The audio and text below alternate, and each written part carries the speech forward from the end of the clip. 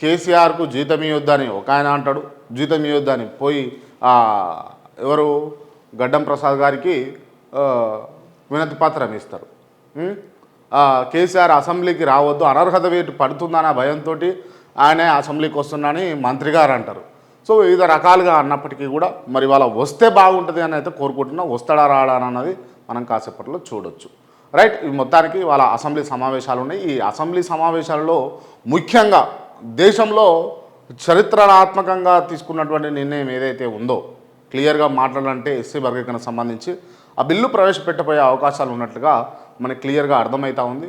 So నిజంగా అదే జరిగితే నిజంగా ఇటు ఏవైతే నిమ్న వర్గాలు ఉన్నాయో వాళ్ళందరికీ కూడా సమన్యాయం జరిగే అవకాశాలు ఉంటాయి అని చెప్పేసి రాష్ట్ర ప్రభుత్వం కేంద్ర గైడ్లైన్స్ ప్రకారం అదేవిధంగా రాష్ట్ర ప్రభుత్వం తీసుకున్నటువంటి నిర్ణయానికి చాలామంది కూడా కృతజ్ఞతలు తెలుపుతూ ఉన్నారు. సో ఏదేమైనప్పటికీ మంచి చేస్తే మంచి అని చెప్పేటటువంటి స్వభావం ఉన్నది కాబట్టి దీంట్లో వి అప్రిషియేట్ రేవంత్ రెడ్డి. ఎందుకు అని అంటే దేశంలో ఎవరు ఇనిషియేటివ్ తీసుకోక ముందుకే మీరు తీసుకున్నందుకు నిజంగా వీఆర్ అప్రిషియేటింగ్ యూ. చాలామంది కూడా మిమ్మల్ని దీంట్లో అడ్మైర్ కావాలని దీన్ని చూసి మిమ్మల్ని నేర్చుకోవాలని చెప్పేసి అయితే నేను కోరుకుంటున్నాను. సో కొన్ని అంశాలు ఈ విధంగా ఉన్నాయి.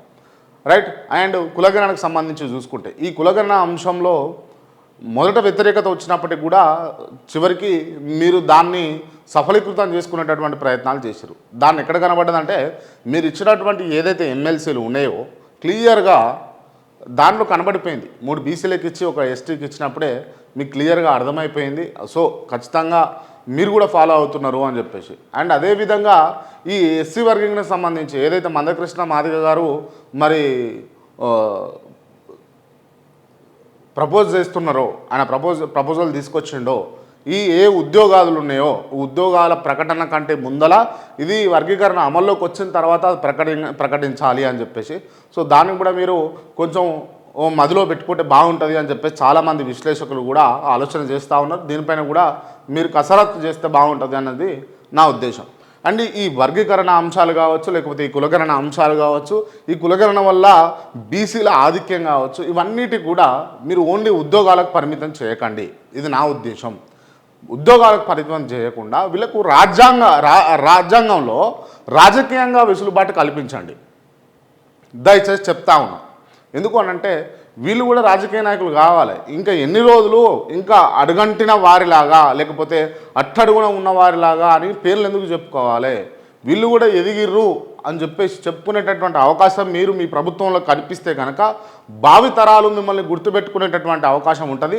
ఇన్ని రోజులు మీరు చరిత్రలో ఉన్నటువంటి అంశాలను కొన్ని చెరిపివేసే విధంగా ప్రయత్నించినప్పటికీ కూడా మీరు కొత్త చరిత్ర సృష్టించడానికి మీకు ఒక అవకాశం వచ్చింది. ఖచ్చితంగా దీన్ని మీరు నిలబెట్టుకుంటే బాగుంటుంది అని చెప్పేసి నేను గుర్తు చేస్తూ ఉన్నా. ఏంది క్రాంతి చరిత్రను చెరిపివేసే అంశాలు అంటే వాస్తవానికి మాట్లాడుకుంటే ఈ టీఎస్ను చీజీ చేయడం కావచ్చు లేకపోతే యాదాద్రి ఆయన చేస్తే యాదగిరిగుట్ట వీరు చేయడం కావచ్చు, తెలంగాణ తల్లి విగ్రహాలు కావచ్చు, లేకపోతే ఇట్లా క్రమేపీ చెప్పుకుంటూ పోతే ఒకటి కాదండి 2 కాదండి చాలా ఉన్నాయి. ప్రగతి భవన్ను ప్రజాభవన్ అనడం కావచ్చు. సరే వాటెవర్ ఏదేమైనప్పటికీ కూడా అధికారం మీ చేతిలో ఉన్నప్పటికీ సో చిన్న చిన్న మార్పులు చేర్పులు చేసిరు. దానివల్ల కొంచెం ధన నష్టం కూడా జరిగింది.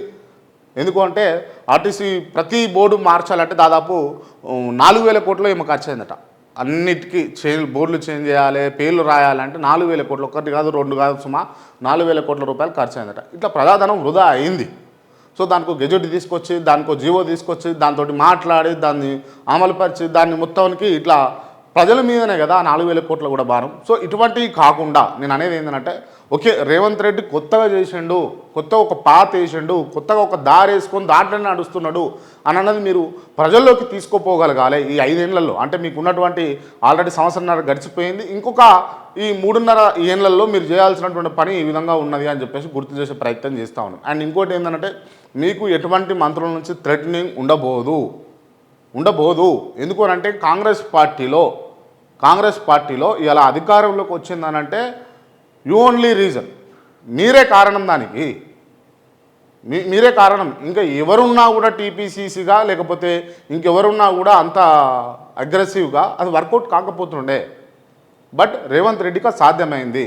సో సాధ్యమైనప్పుడు దాన్ని మీరు సాధించుకున్నప్పుడు దాన్ని పొందుతున్నప్పుడు దాన్ని కొంచెం ప్రజలకు కూడా మీరు మెప్పొచ్చే విధంగా, ప్రజలు కూడా మిమ్మల్ని మెచ్చుకునే విధంగా, ప్రజలు కూడా మిమ్మల్ని ఆదరించే విధంగా, ప్రజలు కూడా మిమ్మల్ని గౌరవించే విధంగా మీరు కొన్ని నిర్ణయాలు తీసుకుంటే బాగుంటుంది అన్నది నా ఉద్దేశం.